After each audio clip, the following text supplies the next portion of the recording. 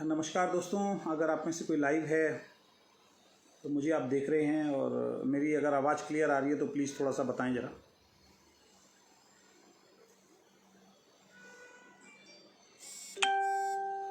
आप में से अगर कोई लाइव है और मेरी आवाज़ अगर क्लियर आ रही है तो प्लीज़ चैट बॉक्स में यस लिखें।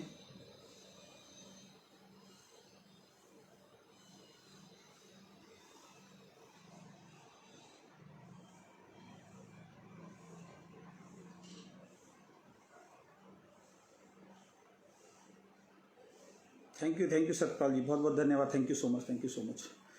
दोस्तों, आज एक थोड़ा सा लाइव में आया हूँ आपके बीच में और एक बहुत ही ज़रूरी विषय के ऊपर मैं बातचीत आपसे करना चाहूँगा और वो विषय आप सब लोगों को मालूम ही है।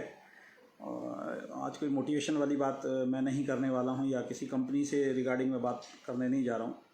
अभी मेरी वाइफ के मोबाइल पे अभी एक कॉल आया और एक दुखद सूचना हम लोगों को मिली।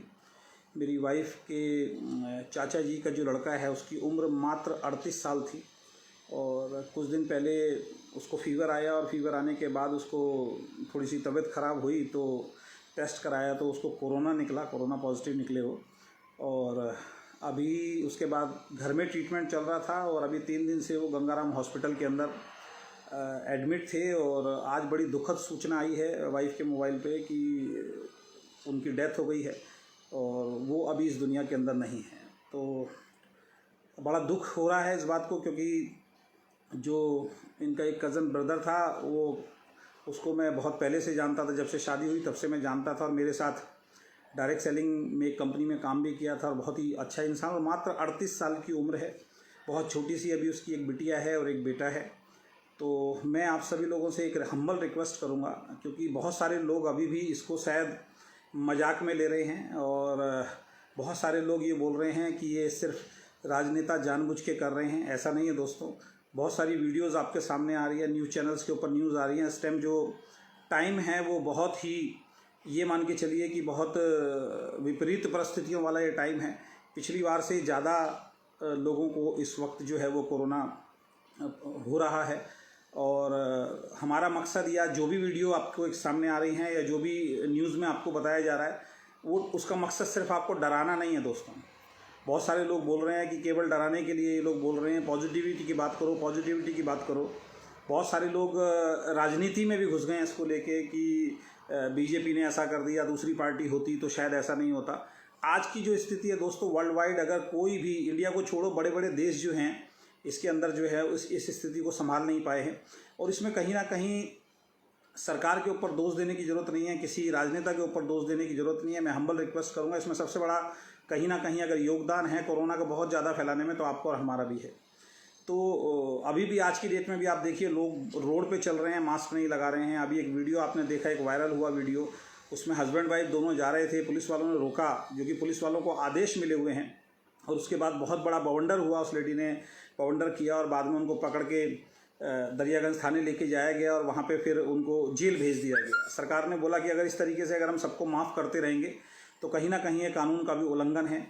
तो मास्क लगाने में दोस्तों कोई भी परेशानी नहीं है और मेरी हम्बल रिक्वेस्ट है, आप सब लोगों से हाथ जोड़ के रिक्वेस्ट है कि प्लीज़ काम हम कुछ टाइम के बाद कर लेंगे, आप घर में रहें, जितना हो सके, बहुत ज़रूरत हो तभी आप बाहर निकलें और अगर ज़रूरत नहीं है तो दोस्त बिल्कुल भी बाहर निकलने की आपको ज़रूरत नहीं है। और अगर बाहर निकल रहे हैं तो पूरा अपना एहतियात बरतें, आपके साथ ग्लव्स होना चाहिए, आपके पास सैनिटाइज़र होना चाहिए। और घर में मैं तो यही आपको सलाह दूंगा, घर में किसी को भी अभी एंट्री करने मत दीजिए। आप प्लीज़ किसी के घर पे मत जाइए।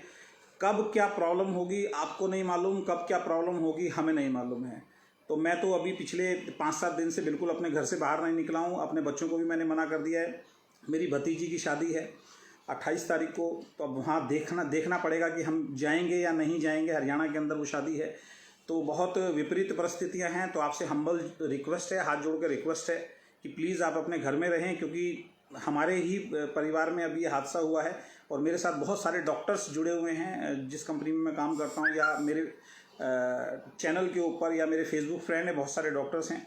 अभी गुजरात में हमारे एक डॉक्टर हैं, डॉक्टर अनिल आचार्य जी, उनसे भी मेरी आज सवेरे बात हुई थी। उनके भी हॉस्पिटल्स के अंदर कोई बेड खाली नहीं है, किसी भी हॉस्पिटल के अंदर कोई बेड खाली नहीं है। मैं ये नहीं बोलूँगा ऑक्सीजन है या नहीं है, वो एक अलग मैटर है, क्योंकि इतनी बड़ी स्थिति के अंदर कोई भी सरकार तैयार नहीं होती है। तो प्लीज़ इन सब चीज़ों से बाहर निकलें, और एक रिक्वेस्ट मैं सभी से ज़रूर करूंगा, बहुत सारे लोग आज भी ये मानते हैं कि कोरोना जैसी कोई चीज़ नहीं है, तो मैं ऐसे लोगों को सिर्फ और सिर्फ बेवकूफ़ ही बोलूँगा कि ये लोग बेवकूफ़ लोग हैं।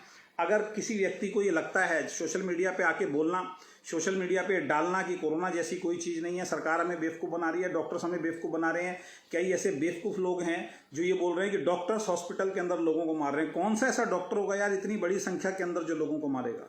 कल मेरे पास एक वीडियो आई, गाज़ियाबाद की ही हमारी वीडियो है, शमशान घाट के बाहर कम से कम 35 बॉडी लाइन से लगी हुई हैं, वेटिंग चल रहा है, यानी कि बॉडी जलाने के लिए भी दोस्तों मतलब ये लगा लीजिए जगह नहीं है। और ऐसे में अगर आप ये कह रहे हैं कि डॉक्टर्स जानबूझ के मार रहे हैं, तो आपसे बड़ा महामूर्ख इंसान कोई नहीं हो सकता। और अगर ऐसा कोई व्यक्ति है जो ये कह रहा है कि ये कोरोना जैसी कोई चीज़ नहीं है, तो मेरी आपसे हम्बल रिक्वेस्ट है भाई, बहुत सारे लोगों को बेड नहीं मिल रहा है, तो आप अपने घर में ऐसे लोगों को जगह दीजिए। अगर आपको लगता है कोरोना जैसी कोई बीमारी नहीं है और ये सब बकवास है, तो आपके घर में जो जगह है वहाँ पे ऐसे लोगों के लिए प्लीज़ बेड बना दीजिए जो कोरोना पेशेंट है, तब आपको पता लगेगा। सोशल मीडिया पे आना, सोशल मीडिया पे आके उल्टी सीधी पोस्ट डालना, इससे काम नहीं चलेगा। तो हम्बल रिक्वेस्ट है दोस्तों, अपनी ज़िंदगी से बड़ा कोई चीज़ नहीं है। आज वो इंसान इस दुनिया को छोड़ के चला गया, बहुत सारे इंसान इस दुनिया को छोड़ के जा रहे हैं, उनके पीछे उनके परिवार का क्या होगा। तो आप बहुत खुशकिस्मत हैं, मैं सभी लोगों को एक ही चीज़ बोलूँगा, आप सब लोग बहुत खुशकिस्मत हैं, भगवान को धन्यवाद दीजिए। पता नहीं आपके माँ बाप के, हमारे माँ बाप के क्या पुण्य कर्म है कि अभी तक हम सब लोग सुरक्षित हैं, अभी तक सुरक्षित हैं। लेकिन आगे अगर कुछ होता है, मैं कहता हूँ आप घर में बैठे हैं, अगर घर में बैठे बैठे कोई चीज़ हो रही है तो फिर हम कहते हैं ये किस्मत का दोष है। लेकिन घर से बाहर जानबूझ के हम निकल रहे हैं, घर से बाहर इतनी विपरीत विकराल परिस्थिति होने के बाद भी हम जानबूझ के अगर घर से बाहर निकल रहे हैं दोस्त, तो इसमें भगवान का दोष नहीं है, इसमें सरकार का दोष नहीं है, इसमें किसी राजनेता का दोष नहीं है, इसमें सिर्फ और सिर्फ आपका दोष है। और इस बीमारी से सिर्फ एक ही तरीके से बचा जा सकता है, और वो तरीका है अपनी खुद की सेफ्टी खुद करना, खुद की सेफ्टी खुद करना, बस यही एक तरीका है, उसके अलावा कोई तरीका नहीं है। बहुत सारे लोग आते हैं सोशल मीडिया पे ज्ञान फैलते हैं, फलाना देश ने ये कर दिया, फलाना देश ने, मैंने सुना था कि जापान के अंदर जब कोरोना हुआ तो जापान में बाहर तो लोग मास्क पहनते ही पहनते थे, अपने घर में भी अगर 4 सदस्य हैं तो वो घर में भी मास्क लगाते थे। आप में से और हम में से कितने लोग ये कर रहे हैं, हम बाहर निकलते हैं, हम बिल्कुल भी मास्क नहीं लगा रहे हैं, मुश्किल से 5 रुपये का मास्क खरीद लेते हैं, जिससे कोरोना जैसी चीज़ रुक भी नहीं रही है, और उसको लगा के हम लोग घूम रहे हैं, जहाँ मर्जी जा रहे हैं।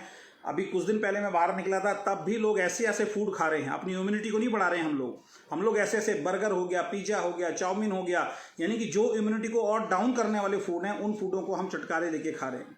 तो दोस्तों हम्बल रिक्वेस्ट है, बहुत ज़रूरी हो प्लीज़ तभी घर से बाहर निकलें, अगर ज़रूरी नहीं है तो बिल्कुल भी घर से बाहर निकलने की ज़रूरत नहीं है। और किसी बाहर वाले व्यक्ति को प्लीज़ कितना भी ज़रूरी आपका दोस्त हो, रिश्तेदार हो, पड़ोसी हो, प्लीज़ उस व्यक्ति को आप अपने घर में बिल्कुल भी आने मत दीजिए। और जब तक ये सारी स्थिति ठीक नहीं होती है, थोड़े से चैलेंज आएंगे, हो सकता है इनकम के ऊपर कोई असर हो सकता है आपके और हमारे काम के ऊपर कोई असर हो, लेकिन इतना असर नहीं होगा कि शायद हम मर जाएं।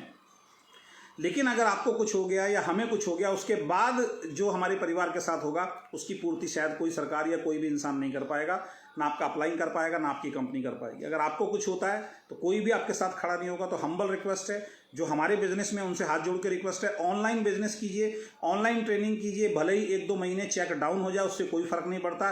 प्लीज़ प्लीज़ प्लीज़ घर से बहुत ज़्यादा बाहर ना निकलें। और एक रिक्वेस्ट मैं और करना चाहूँगा आप सभी लोगों से, ऐसे फूड खाइए, यूट्यूब पे भरा पड़ा ऐसे फूड खाइए जिससे आपकी इम्यूनिटी बढ़े। आप में से बहुत सारे लोग दूसरी डायरेक्ट सेलिंग कंपनी करते हैं, बहुत सारे लोगों को सोशल मीडिया के माध्यम से मालूम है किन चीज़ों से हमारी इम्यूनिटी बढ़ती है।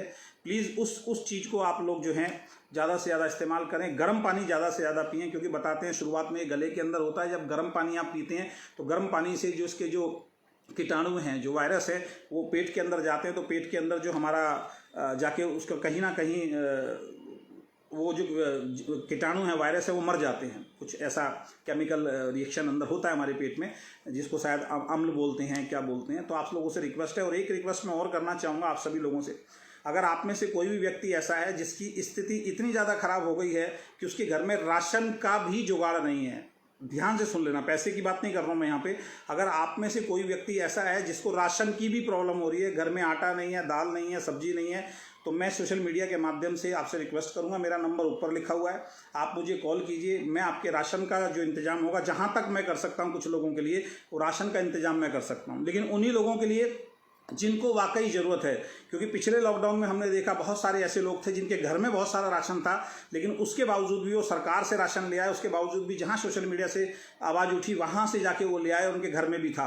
ऐसे टाइम पे उन लोगों को नहीं मिलता जिनको ज़रूरत होती है। तो अपने ईश्वर को, अपने अल्लाह को, अपने वाहिगुरु को मानते हुए जिनके साथ वाकई ऐसी प्रॉब्लम है, जिनको वाकई खाने की दिक्कत हो रही है, जिनके घर में वाकई खाने के लिए राशन नहीं है और वो घर से बाहर नहीं निकल सकते हैं, तो मेरा नंबर ऊपर है, प्लीज़ आप मुझे कॉल कीजिए। जहाँ तक मुझसे मदद होगी आपके राशन के लिए, कैश पैसे की बात नहीं कर रहा हूँ, जहाँ तक मदद होगी आपके राशन के लिए, मैं अपनी तरफ से आपके राशन के लिए मदद करूँगा। तो हाथ जोड़ के रिक्वेस्ट है कि प्लीज़ आप अपने घर से बाहर ना निकलें, सोशल डिस्टेंसिंग का पूरा पालन करें।